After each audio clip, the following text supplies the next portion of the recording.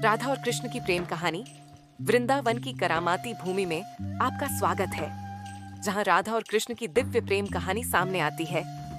प्रेम, भक्ति और दोस्ती की इस यात्रा में हमसे जुड़े जो समय से परे है। हमारी कहानी एक अंधेरी जेल में शुरू होती है, जहां दुष्ट राजा कंस ने शासन किया था।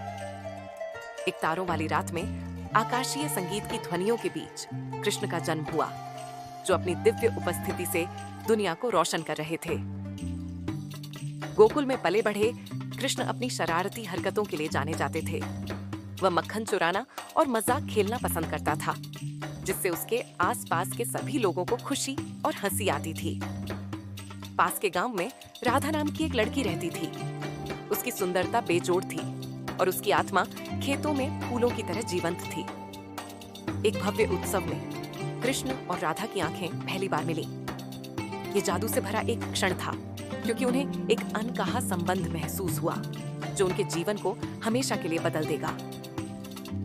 कृष्ण की बांसुरी में इसकी धुन सुनने वाले को मंत्रमुग्ध करने की शक्ति थी।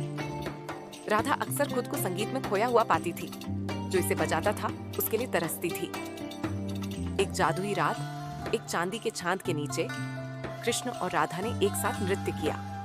उनकी हरकतें पूर्ण सामंजस्य में थीं। अपने प्यार को इस तरह से व्यक्त करना जैसे शब्द कभी कब्जा नहीं कर सकते। लेकिन उनका प्यार बाधाओं के बिना नहीं था। राधा ने सामाजिक दबावों और अपेक्षाओं का सामना किया, फिर भी उनका दिल दृढ़ रहा, कृष्ण के प्रति निष्ठावान रहा। कई परीक्षणों का सामना करने के बाद राधा और कृष्ण का दिव्य पुनर्मिलन किसी चमत्कार से कम नहीं था। उनका प्यार सभी बाधाओं को पार कर गया, एक बार फिर से उनकी आत्माओं को फिर से मिलाया।